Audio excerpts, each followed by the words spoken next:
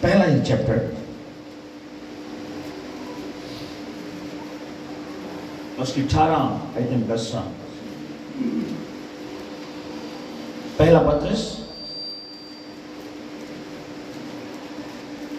پہلا باب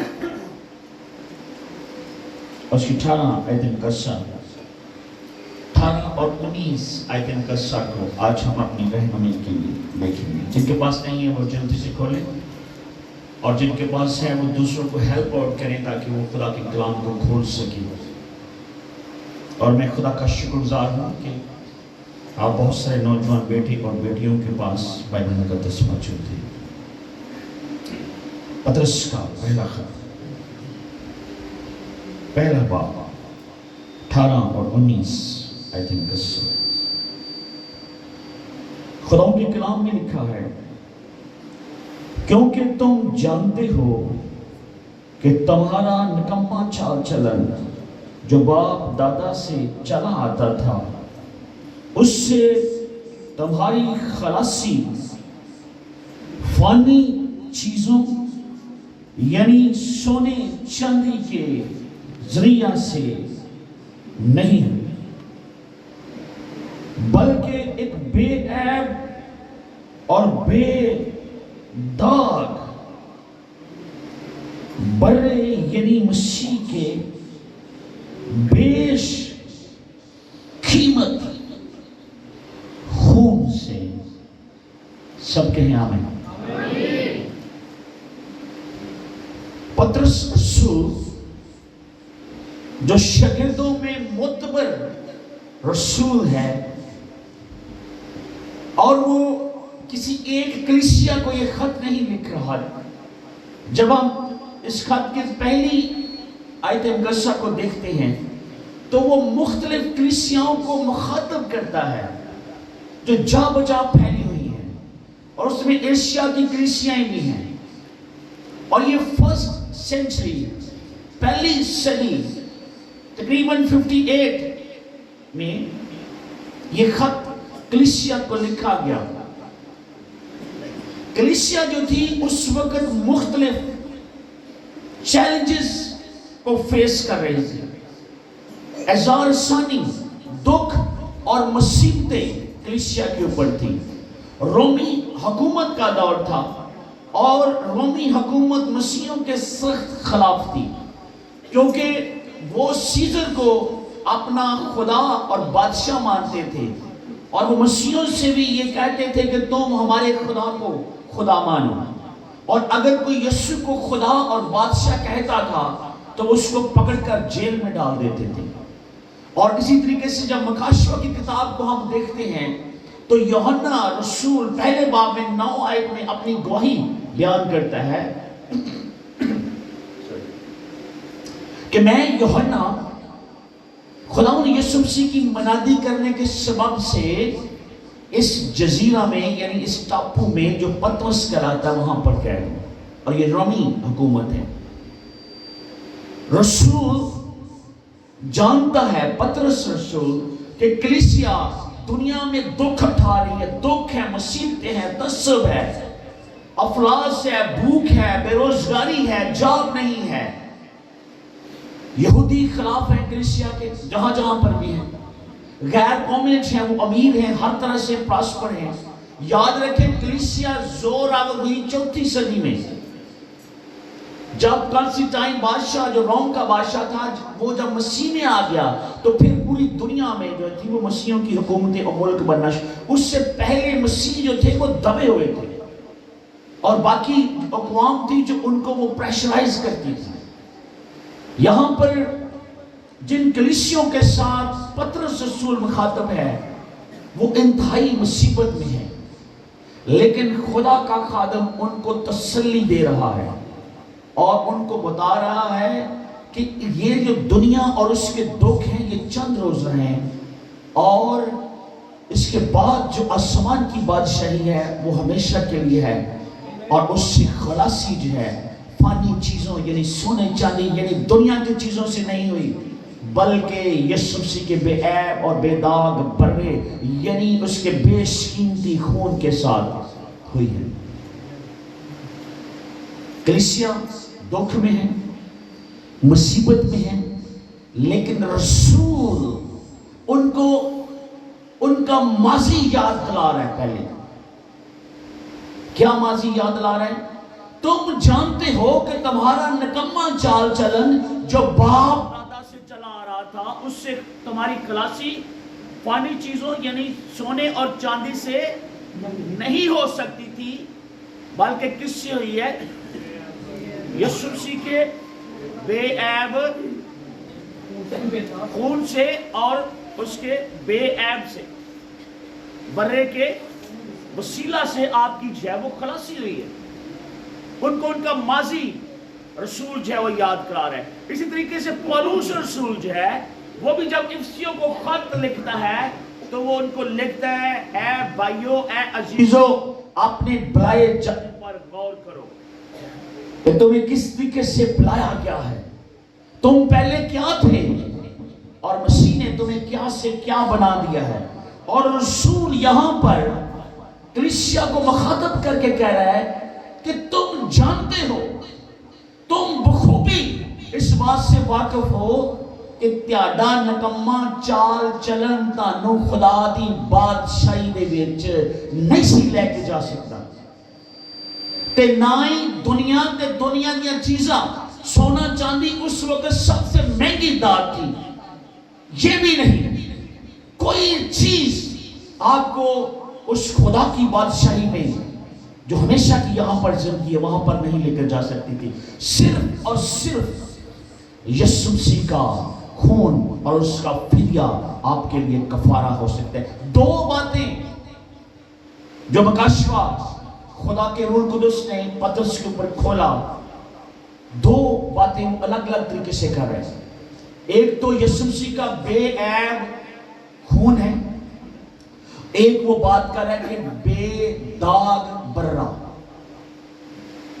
اب جب مسیح کو ہم دیکھتے ہیں چاروں اناجیل میں تو اکثر جب یسوع مسیح کو یہودیوں نے پکڑنے کی کوشش کی، اس کو ہراساں کرنے کی کوشش کی، تو کلام میں لکھا ہے کہ وہ چپکے سے وہاں سے نکل گیا.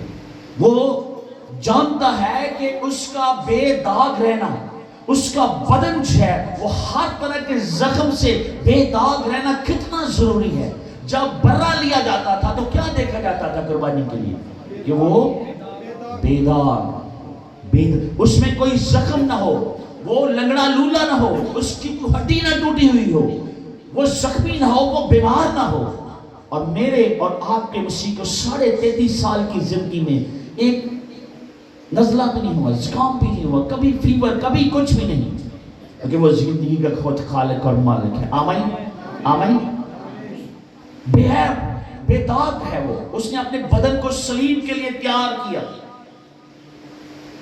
اور دوسری طرف اس کا جو بیش قیمتی لہو ہے اس کی بات کرتا ہے، بے عیب خون اور بیش قیمتی خون. اور آج بھی کلیسیا اس مکاشفے سے ناواقف ہے کہ کس قدر وہ بیش قیمتی خون ہے. اور جب آپ لہو کسی چیز پر مانگ رہے ہیں تو اس کی ویلیو کیا ہے؟ بہت سارے لوگ نارملی لیتے ہیں یسوع کا خون، یسوع کا لہو. وہ لہو کہاں سے آیا؟ کلام میں لکھا ہے کہ وہ نہ انسان کی خواہش سے پیدا ہوا، وہ کس سے پیدا ہوا؟ خدا سے، روح سے وہ پیدا ہوا. آمین آمین. اور اس کا کوئی جسمانی باپ نہیں ہے، وہ غیر فطری طور پر پیدا ہوا. وہ اپنا بدن بھی اور اپنا خون بھی آسمان سے لے کر آیا ہے. اور اس نے زمین والوں کے لیے، وہ دیکھنے میں تو ہمارے جیسا بلیڈ تھا کیونکہ اس کا جسم تھا، لیکن وہ باڈی سمیت آسمان سے وہ پاک خون لے کر آیا اور کوہ کلوری کے اوپر اس نے پوری دنیا کے لیے بہا دیا. اور بہت سارے ناقدین یہ بات کرتے ہیں کہ کیونکہ یسوع مسیح مقدسہ مریم کے بدن میں رہے تو اس میں آدم کا لہو جو تھا وہ شامل ہو گیا، کیونکہ مقدسہ مریم جو ہے وہ آدم کی نسل سے. آپ کیا سوچتے ہیں؟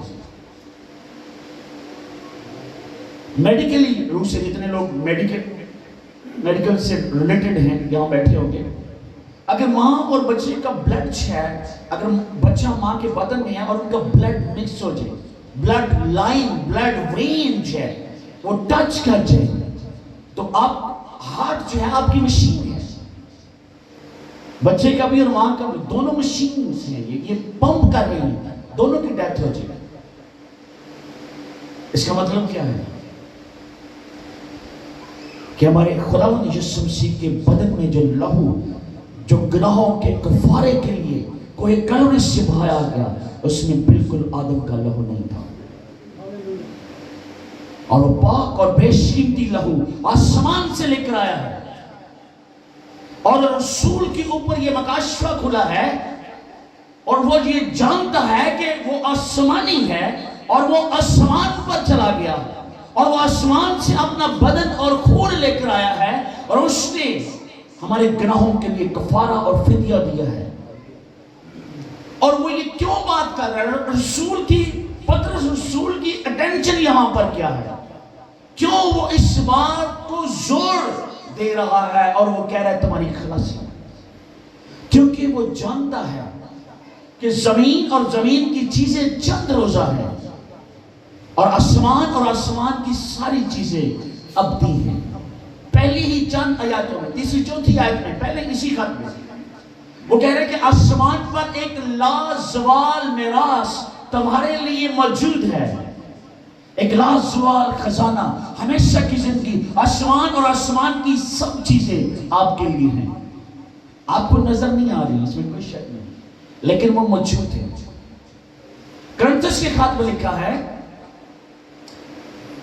کہ دیکھی ہوئی چیزیں چند روزہ ہیں اور فانی ہیں، اور اندیکھی چیزیں غیر فانی ہیں اور ابدی ہیں. آپ یقین کریں یا نہ کریں، لیکن ایک بات کا آپ کو یقین کرنا پڑے گا، یہ جو فانی چیزیں ہیں اس کو تخلیق کس نے کی ہے؟ اندیکھی دنیا نے.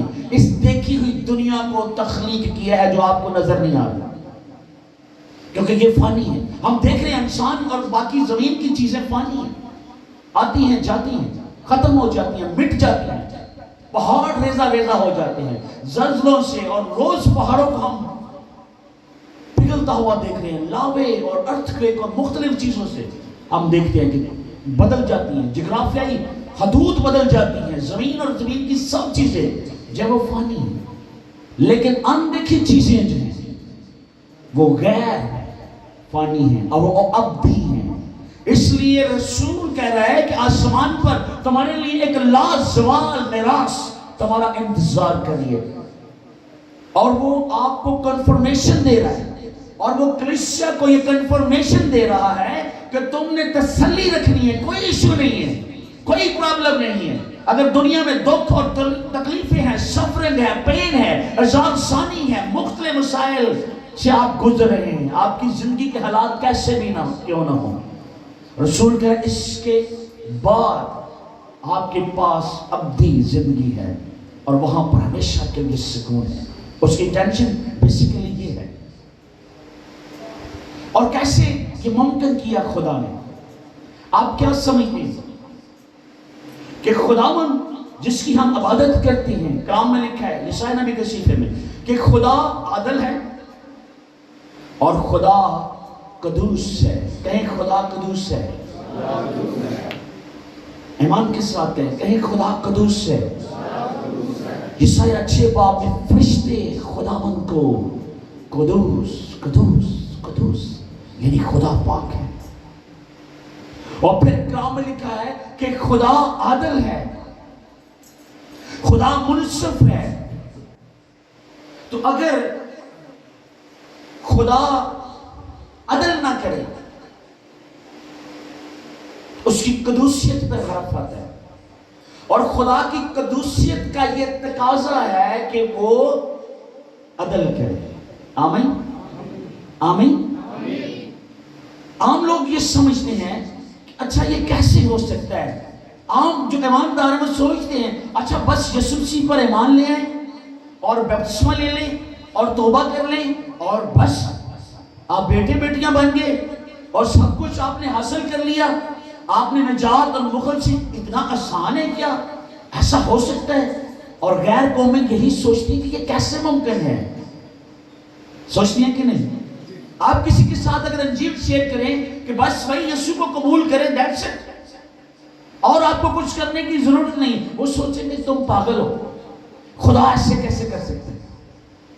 اس میں کوئی شک نہیں کہ خدا ایویں کسی نو خدا کی بادشاہت میں داخل نہیں کرتا، کیونکہ خدا جو ہے وہ عادل ہے اور خدا منصف ہے، اور اگر وہ عدل نہیں کرتا تو وہ پھر قدوس نہیں رہتا، اور اگر وہ قدوس نہیں رہتا تو وہ پھر خدا نہیں کہلا سکتا، وہ پاک ہے، خدا قدوس ہے، اور اس نے پورا عدل کیا تاکہ اس کی قدوسیت بھی برقرار رہے اور وہ دنیا والوں کو بھی مخلصی اور نجات کا دروازہ جو ہے دنیا کے لیے کھول دے۔ اور اس نے کہاں پر عدل کیا؟ جب اس نے ساری دنیا کے گناہ اپنے بیٹے ہمارے خداوند یسوع مسیح کے کاندھوں پر، آپ کے اور میرے گناہ، جو گناہ آپ نے کیے، اور اگر میں اور ایک دلیری سے بات کر دوں، شاید آپ مجھ سے متفق نہ ہوں، جیڑے تسی کرنے بھی نہیں، ساری دنیا دے گناہ ہمارے خداوند یسوع مسیح کے کاندھوں پر ڈال دیے گئے اور اس کو صلیب پر لٹکا دیا گیا، اور خدا نے ایسا ہونے دیا۔ حالانکہ یسوع مسیح بدنی طور پر ایک جگہ پہ کہہ رہے ہیں گتسمنی بات میں کہ اگر ہو سکے تو یہ پیالہ مجھ سے ٹال جائے، لیکن پھر بھی میری نہیں بلکہ تیری مرضی پوری ہو۔ وہ اس کی مرضی پوری کرنے کے لیے آیا، اور خدا اپنی مرضی پوری کر رہا ہے۔ کس کے لیے؟ میرے لیے اور آپ کے لیے، آمین۔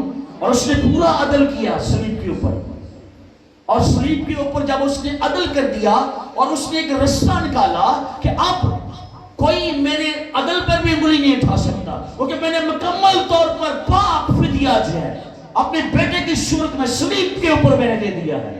اب جو کوئی اس پہ ایمان لائے گا وہ ہلاک نہیں ہوگا بلکہ ہمیشہ کی زندگی کا وارث بن جائے گا۔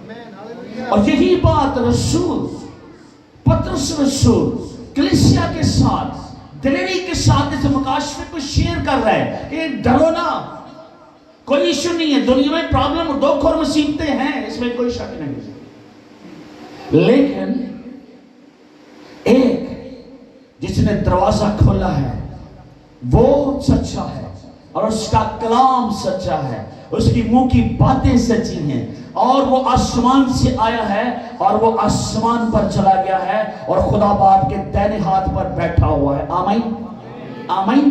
اور اس لیے وہ کہہ رہا ہے تمہاری خلاصی، تم جانتے ہو کہ تمہاری خلاصی، تمہارا نکمہ چال چلن ہے، اس سے تمہاری خلاصی فانی چیزوں سے، جنہی کہ مٹیریلسٹک چیزیں ہیں، یہ پیسہ، ہدیہ، اور بہت ساری غیر قومیں سمجھتی ہیں ہم بہت سارا اگر ہدیہ دے دیں، بہت سارے پیسے دے دیں، بہت سارے اچھے کام کر لیں تو ہم اس مخلصی کو پا سکتے ہیں۔ نو وے۔ جب تک آپ اس کے قاعدے قانون کے مطابق اس کے بیٹے کو اپنا شخصی نجات دہندہ قبول نہیں کرو گے، تسی صرف ٹکرا مارو گے، کیونکہ اس نے کہا راہ، حق اور زندگی میرے وسیلے کے بغیر کوئی، He is the only one، اور وہ ایک ہی رستہ ہے۔ آمین۔ پولس رسول رومن کا خط جب ہم پڑھتے ہیں تو وہاں پر ایک بڑی زبردست بات کرتے ہیں۔ رومن 8 باب، اگر کھولیں بائبل میں کھول سکتے ہیں جلدی سے، رومیوز کا 8 باب اور 15 آیتیں کا حصہ سے میں چلوں گا۔ پاس شان ہمارے لیے پڑھیں، ہمارے پاس ٹائم ہے؟ پاس صاحب کدھر ہے؟ وقت ہے ابھی؟ کیسا لگ رہا ہے؟ سمجھ آ رہی ہے؟ Are we learning؟ آج زوردار تعلیم دیں، ایک دفعہ اس کے چلاؤ کے لیے praise Holy Spirit کے لیے thank you Jesus۔ Yes۔ کیونکہ تم کو غلامی کی روح نہیں ملی جس سے پھر ڈر پیدا ہو، بلکہ لے پالک ہونے کی روح ملی۔ آمین۔ تو رسول پولس رسول کلیسیا کو انکریج کر رہے ہیں، ڈرو نہیں، گھبراؤ نہیں، تمہیں دہشت کی روح، تمہیں غلامی کی روح نہیں ملی، بلکہ تینوں بیٹے دی روح ملی. تینوں انہیں غلام نہیں بنایا اور دنیا دی غلام بن رہی ہے، تو سانوں انہیں بیٹے تے بیٹیاں بنایا. پریز اللہ. آمین. پہلی وہ بات یہ کرے کہ تسی دلیر ہو جو. انکرج وہ کر رہے کلیسیا کو، چرچ کو، کہ ڈرنے والا کوئی ایشو نہیں ہے. تسی قادر مطلق خدا، لشکران دے خدا دے بیٹے تے بیٹیاں دے. تے گالے تھے رکی نہیں، غور سے سننا یہ حوالہ اور پڑھے میں جن کے پاس بائبل کا درس ہے. پہلے اس نے کیا بنایا ہے؟ لے پالک بیٹے. اور آگے پڑھیں. جس سے ہم ابا یعنی اے باپ کہہ کر پکارتے ہیں. پہلے اس نے ہمیں لے پالک بنا لیا اور اس کے بعد خدا باپ جو ہے ہمیں باپ کہنے کا حق دے رہے ہیں. اس نے ہمیں بیٹے بیٹیاں بنایا، اس کے بعد ہم اس کو اے باپ کہہ کر پکار سکتے ہیں. جی. روح خود ہماری روح کے ساتھ مل کر گواہی دیتا ہے کہ ہم خدا کے فرزند ہیں. آمین. اب دیکھیں روح القدس کی گواہی دے رہے. خدا روح القدس بھی کہہ رہا ہے کہ بھئی جڑا کام خدا نے کر دیتا ہے وہ صحیح ہے. اور تسی بیٹے بیٹیاں بن گئے کہ کسی بندے کی گواہی نہیں ہے. Holy spirit talking with the church کہ تم واقعی صحیح معنی میں خدا کے فرزند اور اس کے لے پالک بیٹے اور بیٹیاں بن گئے ہو. میں بتاتا چلوں یہ لے پالک جو ہے یہ مکاشفہ اس وقت کی کلیسیا جو تھی وہ جانتی تھی. آج لوگ نہیں جانتے کہ پولس رسول جب اس کو زیادہ زور دے رہا ہے کہ تم لے پالک بیٹے اور بیٹیاں بن گئے ہو. کیا کوئی دو بزرگ آ سکتے ہیں میرے سامنے ان کے بچے ہوں؟ جلدی سے کوئی بھی دو بزرگ ہیں جلدی سے آپ دونوں آ جائیں. آ جائیں آ جائیں یہاں پر کھڑے ہو.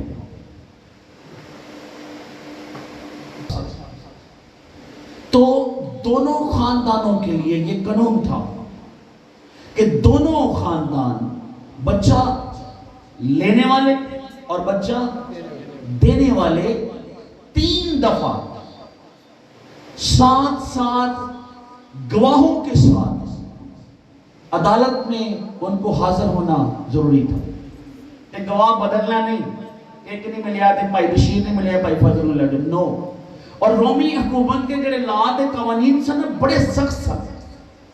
اور وہ کیوں ہمیں پتہ آج بھی اتنی کی کتابوں سے ان کے قوانین ہمیں ملتے ہیں کہ ان کے قانون کیا تھے. اور 3 دفعہ کتنی دفعہ جی؟ کتنے گواہوں کے ساتھ؟ 7 گواہوں کے ساتھ. اور اگر ایک بھی حاضری پر پیشی پر کسی ایک گواہ کی ادھر حاضری نہیں ہوئی، اس کے سائن اور انگوٹھا اور سٹیمپ نہیں لگی، تو اڈاپشن کا جو پروسیس ہے وہ پورا نہیں ہو سکتا تھا. کس قدر پکا قانون تھا. اور اس کے بعد کیا ہوتا تھا جب بچہ اڈاپٹ کر لیا جاتا تھا تو جو اڈاپٹ کیا ہوا بچہ تھا وہ اپنی اس کی پرانی شناخت پر زیرو لگ جاتا تھا، کانٹا لگ جاتا تھا. اس کی ذات کیا ہے، اس کے والد کا کیا نام ہے، اس کا بیک گراؤنڈ کیسا ہے، وہ امیر تھا غریب تھا، ایوری تھنگ واش. اس کے بعد اس کے نئے والد کے نام کے ساتھ اس کی پہچان ہوتی تھی. اور جو کچھ اور والد جو تھا بھلے اس کے اور بچے بھی ہو جائے یا ہوں، لیکن وہ کبھی بھی اپنی وراثت کا حق جو تھا وہ کبھی بھی نہیں کھوتا. یہ قانون تھا. اور اس لیے پولس رسول کہہ رہا ہے کہ تسی لے پالک بیٹے اور سمجھ آ رہی گا. اگر سمجھ آئی تعلیم جائیں تو باقی سوال بھی کہ علی صاحب کی تعلیم ہے بیٹھنا. کس قدر خدا محبت کرتا ہے اپنے لوگوں کے ساتھ. اور اکثر ہم چیزوں کو بڑا لائٹ سے لیتے ہیں کہ تمہارا نکمہ چال چلن جو باپ دادا سے چلا آ رہا تھا اس سے خلاصی سونے چاندی سے نہیں بلکہ یسوع مسیح کے بیش قیمتی اس کی ویلیو کیا ہے، وہ آسمان سے. اس میں آدم کا لہو نہیں ہے اور وہ پاک ہے. اور وہ پاک لہو آسمان سے کوہ کلمی کے اوپر سلیم سے بہتا ہوا ان پتھروں کے اوپر گر رہا ہے میری اور آپ کی نجات کے لیے. پولس رسول رومن کو جب کلیسیا کو وہ لکھ رہا ہے تو وہ بھی انکرج کر رہا ہے. اور یہ بہت بڑا مکاشفہ ہے. پہلے تم دہشت کی روح نہیں ملی, تمہیں غلامی کی روح نہیں ملی, بلکہ تمہیں لے بالغ ہونے کی روح ملی ہے, اور اس نے تمہیں حق بخش دیا ہے, جو کال کے کائنات ہے, جو اول اور آخر ہے, جو الفا اور اومیگا ہے, جو شروع سے ہے اور اس کا کوئی شروع نہیں ہے, نہ اس کا کوئی اینڈ ہے. اس نے آپ کو اڈاپٹ کر لیا ہے اور آپ قانونی طور پر اس کے بیٹے اور بیٹیاں بن گئے. اچھا, جب آپ قانونی طور پر خدا کے بیٹے بیٹیاں بن گئے, میری بات کتنے لوگ سمجھ رہے ہیں؟ ہاتھ اٹھائیں. اب آپ, ہم نے سیکھا کہ آپ قانونی طور پر خدا کے بیٹے اور بیٹیاں بن گئے. اس کے بعد خدا آپ کو کیا دے رہے ہیں, کیا وعدہ کر رہے ہیں؟ پڑھیں. اور اگر فرزند ہیں تو وارث بھی ہیں, یعنی خدا کے وارث. اچھا, تسی فرزند بن گئے تے جدے تسی فرزند بنو گے پھر اودے وارث بھی بنو گے کہ نہیں؟ تے قانون ہون پاس ہو گیا کہ نہیں بنو گے تے تسی تے کیس کر دو گے عدالت تے تہاڈا بالکل قانونی حق ہے کہ اپنی وراثت کا حصہ لو, کیونکہ آپ لیگل طور پر بیٹے اور بیٹیاں بن گئے. تو رسول کیا سکھا رہے ہیں کہ جب تم بیٹے اور بیٹیاں میرے ساتھ رہیں بن گئے تو پھر کیا؟ وارث بھی, جن کو سمجھ آ رہا, وارث بھی. اور کس کے وارث ٹھہر گئے تھے؟ بائبل کتنے لوگوں کے ہاتھ میں کیا لکھا ہے جی, کن کے وارث ہیں یہاں پر؟ اور اگر فرزند ہیں تو وارث بھی ہیں, یعنی خدا کے وارث. اب اس بات پہ ذرا رکیں. کبھی سوچا آپ نے کہ آپ خدا کے وارث ہیں؟ Ever you think about that? آپ کتنے معتبر, اور آپ کی پہچان, ڈگنیٹی, آپ کی ایڈینٹی کیا ہے مسیح میں. جب آپ مسیح میں ہوتے ہیں تو آپ کی پہچان کیا ہے؟ آپ کو اپنی ویلیو کا پتہ ہونا چاہیے. ایز اے بلیور, مسیح ہوتے ہوئے, یسوع مسیح میں ہوتے ہوئے آپ کی کیا شناخت ہے؟ آپ قادر مطلق خدا کے بیٹے اور بیٹیاں, اور اس کے بعد وارث بھی ہیں. آج یہ گل رکی نہیں ہے, ایک اور بات آگے لکھی, ذرا پڑھیں. اور مسیح کے ہم میراث. وہ تو پہلا ہی بیٹا ہے. اب ہم میراث کا سمجھتے ہیں آپ, اگر دو بھائی ایک باپ کی اولاد ہیں تو وہ کیا ہیں؟ وہ کیا ہیں؟ ہم میراث, برابر کے حصے دار نا. اب وہ پھر برابر کے حصے دار ہیں. اس کا مطلب ہے جو کچھ مسیح کا ہے اس میں آپ کا بھی. بائبل نہیں سکھا رہی, میں کوئی کچھ نہیں کہہ رہی, یہی لکھا ہے نا بھائی, بن گئے تھے کہ نہیں مسیح کے مراد ہم میراث.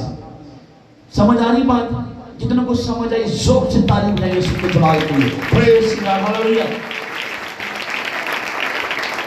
اور اگر ایک میں آخری بات کروں, اس کے بعد ہم دعا کریں گے, اور جتنی آپ کو برکت ملی سمجھ میں آپ نے اسی طریقے سے بعد میں دعا کرنی.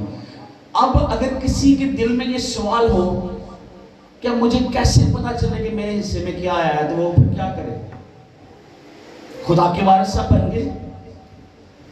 اگر آپ کسی کی ہم میراث ہیں اور آپ کو اپنی وراثت کے حصے کا پتہ نہیں, تو پھر آپ کریں گے کہ یار جو میرا ہم میراث ہے میں اس کی وراثت کو پتہ کر لوں کہ اس کے حصے میں کیا آتا ہے. اس کا مجھے پتہ چل جائے گا تو مجھے میری میراث کا بھی پتہ چل جائے گا کہ کیا ہے. اگر گھر جا کے پڑھیے, اگر وہ پڑھنی ہے کرسیوں کے نام پولس رسول کا, اس کا پہلا باب 15 آیت میں پڑھیے گا جا کر, کلام مقدس میں لکھا ہے خداوند نے ہر ایک چیز اپنے بیٹے کے وسیلہ سے, اس کے واسطے, اس کے لیے اور اس میں اور اس کے لیے بنائی. پتہ کتنی چیزیں لکھی ہیں؟ لکھا ہے آسمان کی ہو یا آسمان کی ہو یا, اور اس نے خود کیا کہا, آسمان اور زمین کا everything belong to Jesus, ہے نا, سب کچھ. اور کلسیوں کے خاص لکھے کہ خدا نے ہر ایک چیز یسوع مسیح میں اور اس کے واسطے بنائی. حکومتیں ہو, ریاستیں ہو, زمین کی ہو, آسمان کی, پوری یونیورسل, پوری کائنات یسوع مسیح کے لیے بنی اور اس کے واسطے بنی, اور وہ ہر چیز کا مالک ہے. اور آپ مسیح کے ہم میراث ہو. پریز گاڈ. کیا یہ چھوٹی بات ہے؟ مادن پور کی کلیسیا is that good enough for you and me? کیا یہ چھوٹی بات ہے؟ It's a big blessing for us as a believer. آمین. آنکھیں بند کریں. میں چاہتا ہوں تھوڑی دیر کے لیے قدموں پر کھڑے ہوں. اگر آپ کو واقعی کلام کی سمجھ آئی تو شکر گزاری کریں کہ آپ خدا کے بیٹے اور بیٹی ہوں.